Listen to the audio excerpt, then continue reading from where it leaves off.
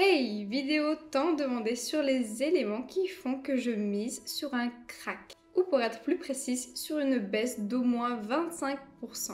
Je commencerai par une partie bourse, puis une partie économie, sachant que l'ensemble de ces arguments n'est que mon avis, et que je reste investi quoi qu'il arrive avec un risque supérieur à la moyenne et aux ETF.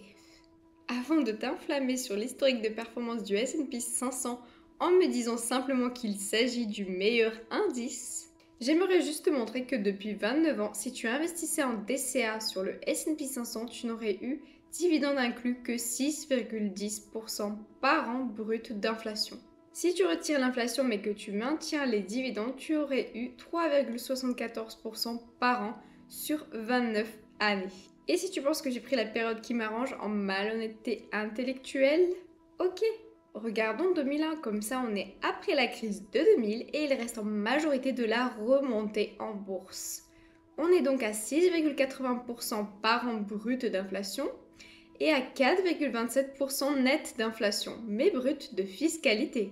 Ok, regardons maintenant la meilleure période du S&P 500, à savoir les 15 dernières années. Avec l'avènement de la tech, on est à 8,32% de performance par an brut d'inflation et brut de fiscalité. Et sans l'inflation, on est à 5,52%. Ces chiffres viennent de Curvo Backtest, un site vraiment qualitatif. N'hésitez pas à demander des avis sur ce site au plus grand créateur contenu finance. Si tu doutes de ces données, tu verras, les avis sont unanimes. Maintenant, tu vas me dire pourquoi on entend toujours 10% par an si les performances sont ainsi. Pour une raison simple, les gens investissent en DCA. Il faut donc regarder la performance en DCA. La performance annoncée du S&P 500 n'est valable que si vous ne faites pas du DCA. C'est-à-dire, vous aviez mis 100 000 € il y a 20 ans, là oui, vous aurez fait 10% par année. Le fait est que lorsque vous investissez en DCA, la part de votre capital grandit régulièrement de ce fait. Chaque euro investi n'aura pas 10 années à 10%. C'est donc ça la véritable performance du DCA. Donc si tu as investi 100 € mensuels, tes 100 € mensuels de la dernière année n'auront pas eu 9 ans d'intérêt. De ce fait, il faut prendre en compte l'impact du DCA. C'est la raison principale du fait que l'immobilier est plus rentable que la bourse autour des 20 premières années, même en comptant la fiscalité. Car au moins avec l'effet de levier, nous avons des loyers sur une plus grosse somme. Et si on prend les 20 dernières années avec la décennie perdue, l'immobilier et même les SCPI explosent la bourse. Surtout pour les SCPI européennes qui n'ont pas de réelle fiscalité pour l'investisseur. Maintenant que tu es mieux conscient du S&P 500, je vais répondre sur des points concernant cet indice qui me sont énormément revenus au moins par 20 personnes. On m'a demandé si le price to sell actuel du S&P 500 était mon argument majeur pour craindre un crack. Avant de répondre, le price to sell, c'est la valorisation d'une entreprise par rapport à son chiffre d'affaires. Juste avant la crise de 2000, il était à 2, avec une baisse de 82% sur le Nasdaq et de 50% pour le S&P 500. Cette valeur historique est considérée comme énorme. Et là, nous sommes à 2,70, soit 35% au-dessus selon Guru Focus. Tout comme le P sur E ratio, aka le PER, le price to sell est extrêmement influencé par la composition de l'indice. En d'autres termes, même sans être survalorisé, le price to sell peut être plus élevé simplement en raison de la variation sectorielle. Par exemple, si un indice est composé d'une multitude d'entreprises du secteur auto, des bancaires et des boîtes de l'industrie, elle aura un PER disons à 5 ou 7. Et si d'un coup on y incorpore des boîtes tech, à travers leur PER bien plus haut, autour de 20 à 30 voire plus, elles élèveront celui de l'indice. Plus les boîtes tech prendront de la place, plus le PER moyen de l'indice augmentera. Et il en va de même pour le price to sell. Ajoutons que plus les entreprises auront un taux de marge haut et une croissance du CA et des bénéfices haute, et plus son PER augmentera encore plus vis-à-vis de ses concurrents d'un même secteur. Si tu cumules ces effets, tu comprends mieux pourquoi le PER et le price to sell seuls ne suffisent pas sur un indice pour crier au crack. On ne parlera pas de Michael Burry qui tous les ans ou presque annonce une crise sans précédent depuis 8 ans. Même si effectivement il a fait un joli coup en 2008. En effet, il a largement surperformé le S&P 500 dividende inclus depuis. De nombreux éléments ont beau me faire miser plus sur un crack qu'autre chose, cela ne me met pas non plus dans un biais de confirmation à ne chercher que ma vérité dans une litanie d'arguments. Néanmoins, concernant l'investisseur le plus réputé du monde, il y a deux éléments allant dans ce sens. Tout d'abord, l'indicateur qui porte son nom, le ratio Buffett, qui est le rapport entre le PIB américain et la valorisation des USA en bourse. Il est plus de 80% au-dessus de sa moyenne. Et nous avons quand même un PER à 27 actuellement sur le S&P 500. Là où il était à 20 au début des années 2000, donc dans un moment où il était déjà gonflé, ce qui montre bien un PER plus de 35% supérieur à la moyenne. Dans les 5 dernières années, nous avons eu deux belles baisses. Une de 27% pendant la crise Covid et en janvier 2022, soit moins de 2 ans après le début du Covid. Nous avons à nouveau eu un moins 25%. Ce qui sur mes chers leviers a quand même bien piqué. Rien que le Nasdaq levier était à moins 60%. Bon, il a très largement rattrapé, mais on ne peut pas dire qu'une baisse autour de 25% soit rare. Concernant Warren Buffett et plus précisément Berkshire Hathaway, ils ont battu leur record absolu en détention de cash avec la modique somme de 157 milliards de dollars. Je répète, 157 milliards de dollars. Je sais que des gens vont me dire que c'est un manque d'opportunité, mais vu comment il a toujours vanté le S&P 500 ou bien Apple ou d'autres, je reste convaincue qu'il agit ainsi plus dans l'attente d'une baisse que par réel manque d'opportunité. Car si j'avais 157 milliards et du temps, je les investirais totalement sur le S&P 500. À court terme, je suis craintive. Pense juste au coût de ce qu'il a perdu juste en n'investissant pas. Et j'ajoute que ce que doit garder Berkshire de côté comme réserve est estimé à 35 milliards de dollars maximum. Donc on est bien loin du compte. Maintenant, avant de passer à l'aspect économique, il est important de comprendre qu'à PER constant, un indice augmente en fonction de l'augmentation des bénéfices chaque année. Donc si la valeur augmente plus vite que le bénéfice n'augmente, on a un PER moyen qui augmentera. Je le répète, mais ça peut être normal si le taux de marge augmente de payer une prime à l'achat en termes de valeur. En 2020, contrairement à l'opinion générale, je trouvais la valeur acceptable. D'où le fait que je suis restée sur le Nasdaq levier, qui n'était pas facile, vu la conjoncture du Covid et même l'actualité, mais j'étais plutôt confiante. Car le taux de marge augmentait nettement et les principales valeurs de l'indice me plaisaient. Sauf qu'au jour où j'écris cette vidéo, la plus grosse boîte au monde n'est plus Apple, mais Microsoft. Et si tu regardes sa valorisation atteindre un PE de 40 pour la plus grosse boîte du monde, c'est clairement pour moi un signe de légère bulle sur l'IA. Qu'on soit d'accord ou pas, il y a des petites bulles sectorielles, au moins 1 à 2 fois par décennie, la dernière étant sur l'énergie. La majorité sont encore à moins 40% sur leur prix comparé au plus haut 3 ans plus tôt, alors que leurs CA et résultats nets ont en moyenne bien augmenté. Mais leur survalorisation était telle qu'on est loin du prix de l'action à l'époque. Prenons Amazon qui a vécu 5 années plus que correctes. Depuis 5 ans en moyenne, on avait un PER de 65 selon Zone Bourse, là où maintenant on est à 89, soit 33% plus haut que sa moyenne. Alphabet, on était à 25 en moyenne, alors que c'était ses meilleures années. Elle était donc pas sous-valorisée. On se retrouve maintenant à 29 et l'air de rien, c'est presque 20% au-delà de sa moyenne. Prenons la 4e plus grosse boîte au monde maintenant, Nvidia. Avec un PER ce jour de 92, moyenne sur 5 ans 65. Sachant que sur 5 ans, elle a fait 1735%, elle avait déjà un PER très haut. Donc avoir un PER 42% plus haut que sa moyenne, ce n'est pas rien. Pour info, en 10 ans, la boîte a fait un x200. Quand je vois tous les gens qui avaient déjà des cartes graphiques Nvidia il y a 10 ans, une telle croissance est folle. Tout ça pour dire que je ne suis pas fan des leaders du S&P 500 actuels et qu'à part Adobe et Apple, et à la limite Alphabet, je ne suis pas du tout fan de la répartition de l'indice. Et Microsoft avec l'IA, il y en a facile pour 2 ou 3 ans, de mon point de vue, avant que cela n'impacte réellement les revenus de la boîte. Et je mise sur une baisse bien avant ça. Pour moi, si la baisse ne vient pas, cela voudra simplement dire que le marché est en légère bulle au global, même si cela est plus prononcé sur certaines valeurs que d'autres. Après, il est vrai que je crains que la baisse des taux fasse encore plus monter les indices en valorisation et qu'après la baisse soit encore plus forte. Imaginons que je me trompe, ce n'est pas fondamentalement grave, que ce soit via le 50% sur Téléperformance quand j'avais annoncé l'achat total du PEA dès les 100 €, plus quelques allers-retours entre les deux prix que j'avais annoncés en avance, qui m'ont fait grappiller un petit 20%, plus les plus de 80% sur le Nasdaq levier, que j'avais aussi annoncé avant de le faire.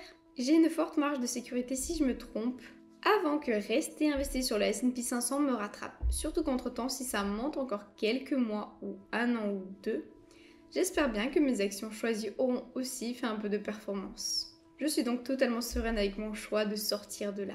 Et avant de me dire que je suis folle, pendant la décennie perdue, le S&P 500 en DCA a fait moins 2% par année. Là où Indépendance et Expansion a fait 14% par an. Même si depuis 10 ans le S&P 500 a fait 2% par an de plus, si on avait investi sur Indépendance et Expansion depuis 2000 ou sur le S&P 500, ça serait plus du double en performance. Et anecdote sur une boîte que j'aime bien, même pendant la décennie perdue, Realty Income a fait presque x3, sans compter le dividende de 5 à 6% par an. Je pense qu'on atteint le x4 entre l'augmentation du dividende et le x3 en prix. Sachant que sur la période, Indépendance et Expansion aurait fait x3,7 sur ton capital. Là où le S&P 500 faisait moins 2% par an. Maintenant, pour faire simple, je trouve l'actualité mondiale hors les meilleures boîtes du S&P 500 extrêmement négative. Certes, l'actualité l'a souvent été sans que cela n'empêche la croissance boursière, mais là nous sommes quand même à un autre niveau, tant l'information négative est omniprésente. Afin de faire un point plus précis, on peut prendre en compte, par exemple, les entreprises appelées entreprises zombies. De nombreuses études et statistiques montrent que rien que cette catégorie d'entreprises, qui ne peut même pas rembourser ses intérêts via ses résultats, et manque généralement de profitabilité, vont donc faire faillite pour cause majeure. La remontée des taux et la fin de l'argent gratuit. Et ce phénomène touchera à la fois les USA et l'Europe. Alors oui, cela touchera les citoyens et surtout les TPE-PME, sauf qu'au bout d'un moment, et vu l'aspect interdépendance des entreprises, je ne suis pas convaincue que cela ne ruissellera pas sur les plus grandes. Et même si les plus grandes sont épargnées dans leur fonctionnement, si les clients n'ont plus d'argent, les 7 magnifiques n'en auront pas non plus. Je te dirai en fin de vidéo les 2 entreprises sur lesquelles je pourrais investir en étant sereine en ces temps troublés. On a aussi de nombreuses études qui montrent qu'en 2023, on a déjà atteint des records en termes de faillite de grands groupes et que 2024 sera très certainement pire avec une bien plus grande proportion d'acteurs immobiliers. Même si j'espère que la crise des acteurs de l'immobilier perdurera jusqu'en 2024, histoire d'avoir plus de publications de résultats négatifs et pouvoir avoir surtout des points très bas. Petite sélection totalement arbitraire des liquidations judiciaires ou faillites. Pour les plus connus, on a Gosport, Camaïeu, Jennifer, EasyWork, Nafnaf, Minelli, Pinky, Kokai, Comme J'aime avec leur vieille pub. J'ajoute qu'en 2023, on a eu une hausse de 35% vis-à-vis de 2022. Mais ce qui est fou, c'est qu'entre 2022 et 2021, on avait une hausse de 49%. Ce qui signifie que si avant on avait fait 10 000 faillites en 2021, en 2022 on en a eu 14 900. Puis en 2023, 35% de plus que les faillites de 2022. Et non celles de 2021, soit 20 011. Soit le double de 2021. C'est énorme. Rien qu'en France, en termes de redressement judiciaire ou de faillite, pour les marques connues, on a comme on a vu Gosport, Camaïeu, Jennifer, EasyWork, Nafnaf, Minelli, Pinky, Kokai, Comme J'aime. Sur 2023, on a 35,8% de hausse comparé à 2022. Et en 2022, on avait déjà 49% de hausse. Selon BPCE, on estime 250 000 salariés menacés de perdre leur emploi, soit un bon quart en plus que 2019. Aux États-Unis, on peut noter la faillite de WeWork, qui est exposée en majorité à l'immobilier de bureaux, qui a donc été vraiment une faillite impressionnante. Il me semble qu'on était à plus de 40 milliards de capitalisation en euros. En 2023, on a battu un record sur plus de 8 ans en comptant les USA et l'Europe. La cause majeure est la baisse de consommation entraînée par l'inflation et la hausse des taux. Et en France, au dernier trimestre de 2023, on a battu le record de faillite qui datait de 1993, qui est aussi la création de indépendance et expansion, il me semble. Maintenant, avant de parler d'un secteur très important pour l'économie, on peut aussi noter le record absolu de dette à 300 000 milliards de dettes globales des États, dont 1% qui appartiennent à la France. Après, je trouve fou qu'on voit de nombreux articles apparents sourcés dire que, par exemple, en 2022, le secteur agro-français manquait de 100 000 postes, les soignants aussi, 200 000 dans les services à la personne, 25 000 d'aides à domicile et le plus fou, 250 000 dans la restauration. On a aussi un nombre absolu record de démissions. Après, vu l'augmentation de l'inflation et l'augmentation du SMIC, depuis des années en proportion, et des conditions de travail catastrophiques, c'est pas si surprenant, mais quand même.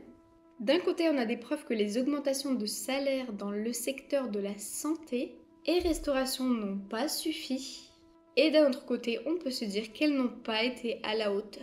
Et aux grandes dames du gouvernement, les statistiques montrent clairement que les patrons qui proposent les pires conditions de travail n'arrivent pas à recruter.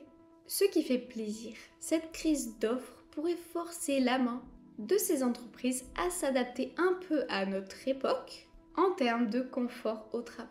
D'ailleurs, on peut aussi noter que la fin du télétravail a aussi un rôle, car pas mal d'études récentes faites par les universités les plus célèbres commencent à pointer une baisse de productivité dans le télétravail. Et de nombreux bras de fer se sont installés avec des vagues massives de démission en cas d'obligation de revenus chaque jour dans la boîte. Maintenant pour l'immobilier, on peut noter des chutes plus fortes concernant les ventes immobilières en France depuis plus de 50 ans, donc même pendant 2008. Et des statistiques montrent aussi que la pluralité des acteurs du secteur immobilier, fortement acceptée, est déjà supérieure à celle de 2008. Et ça correspond totalement aux échos que j'ai, car je vois de très gros promoteurs au bord du bilan, ainsi qu'une énorme quantité de petits artisans individuels. Même les dessinateurs pour les permis de construire souffrent pas mal financièrement. C'est assez logique en fait, or les sociétés, je vois très peu d'emprunts immobiliers ces temps-ci.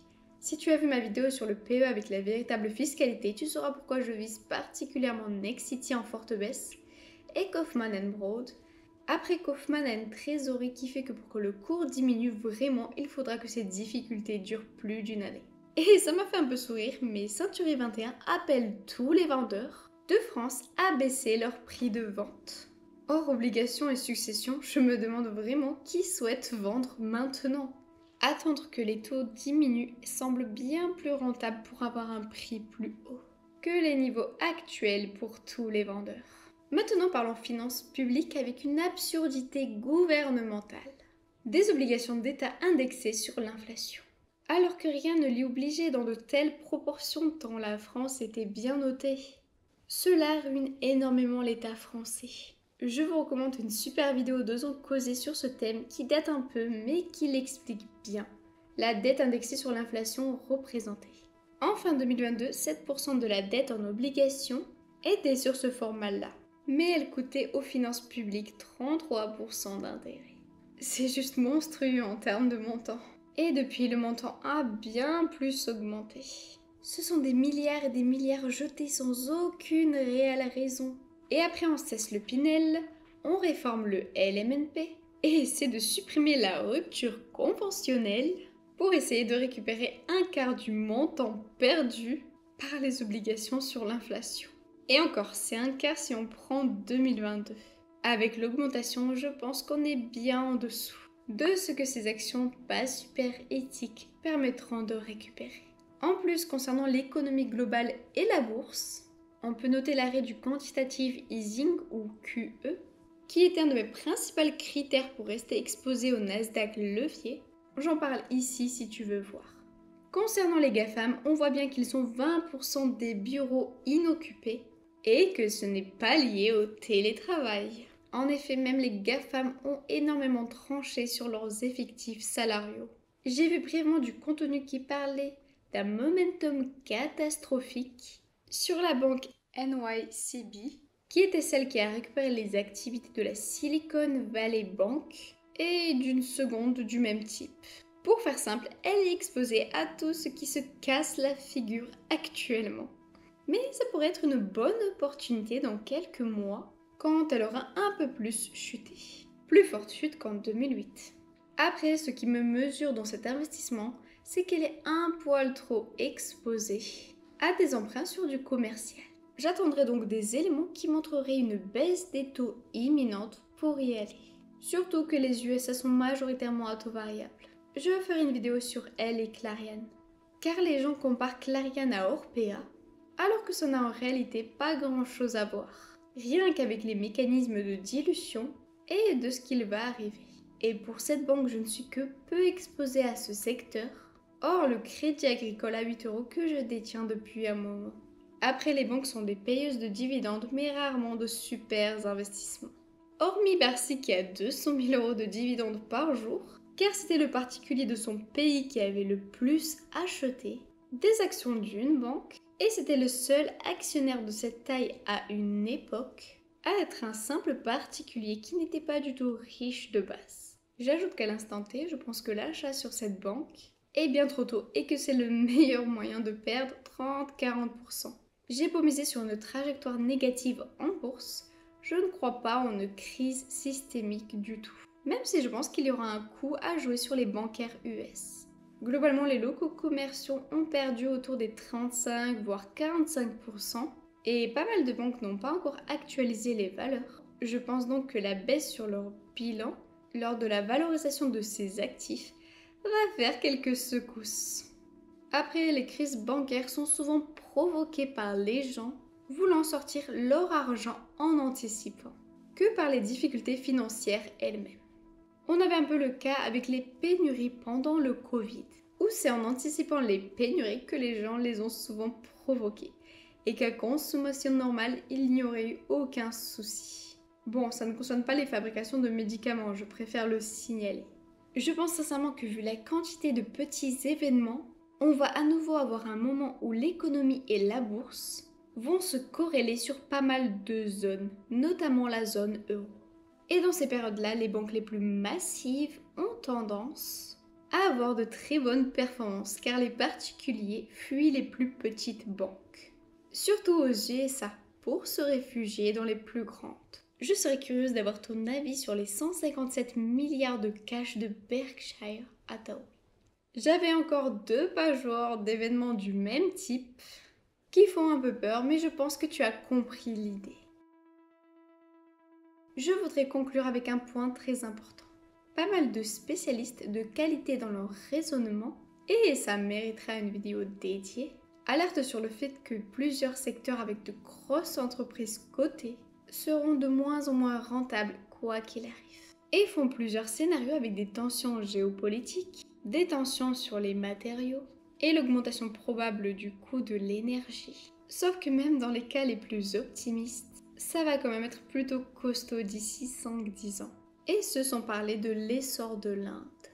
Et en fait, le mécanisme auto-nettoyant des ETF type S&P 500, oui, il existe, mais vu la manière dont la tech a bouleversé l'indice en 20 ans, il est très probable qu'au mieux on se retrouve avec une décennie perdue, et au pire avec une baisse. C'est aussi pour cela que je suis bien plus à l'aise avec le critère quality, avec un fonds value, que du pur momentum ou growth. Dès qu'une entreprise ou un secteur est moins rentable, il sort de suite, sans baisser petit à petit en pondération dans l'indice, ce qui ferait stagner l'indice, ce que je redoute sur le S&P 500, et encore plus sur le MSCI World avec la part d'industrie européenne qui le compose. Maintenant, une certaine coïncidence, les 2 actions qui me rassurent le plus sont par hasard parmi les plus grosses de leur secteur. D'une part Apple et de l'autre LVMH. Pour des raisons très simples. Déjà, elles ont un PER proche de leur moyenne, ou légèrement au-dessus, mais surtout elles sont très diversifiées, autant en termes de segmentation, de chiffre d'affaires, en termes de produits, et surtout le plus important pour moi, elles sont très diversifiées géographiquement. Et les deux veulent miser sur l'Inde. Et je pense sincèrement que l'Inde sera un relais de croissance plus que majeur pour ces entreprises-là. J'aimerais faire une vidéo pour expliquer l'impact de la démographie sur la bourse, mais pour faire simple, il est extrême. Et le fait que la population sorte petit à petit de la misère et que l'Inde a tendance à se développer de manière monstrueuse en termes d'infrastructures et de nombre de millionnaires, cela va être pour moi une véritable aubaine.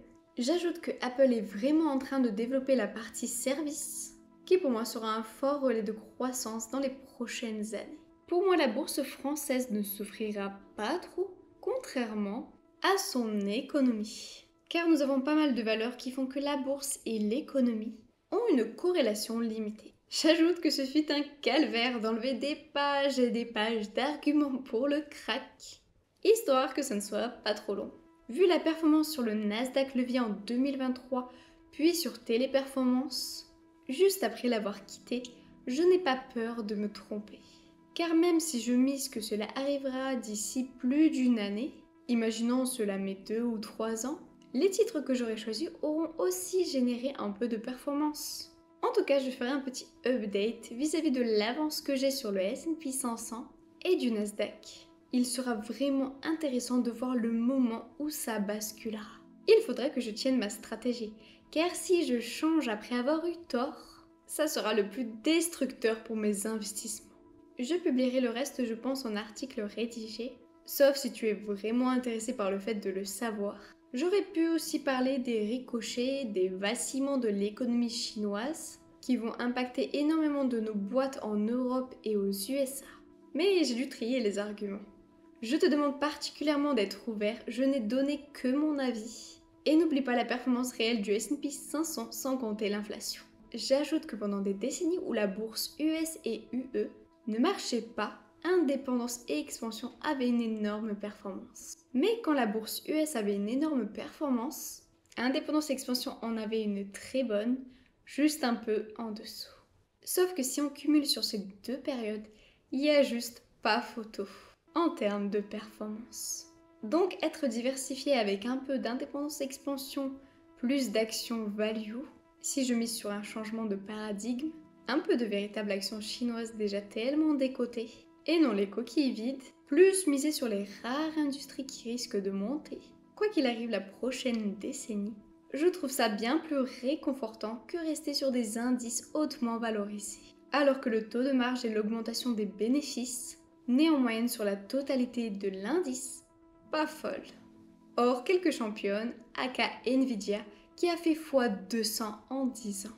Même si le quality restera majeur de par la taille de la tech dans l'économie mondiale, je mise quand même sur un retour des valeurs value à court terme. Après, comme toute cette vidéo, ce n'est que mon avis. Pour la prochaine vidéo, tu trouveras le sondage dans l'onglet communauté et je t'invite à me donner un maximum de retours sur ce format, ce que tu as aimé ou pas. En attendant, je t'invite à t'abonner, à liker pour me soutenir et je te dis à très bientôt.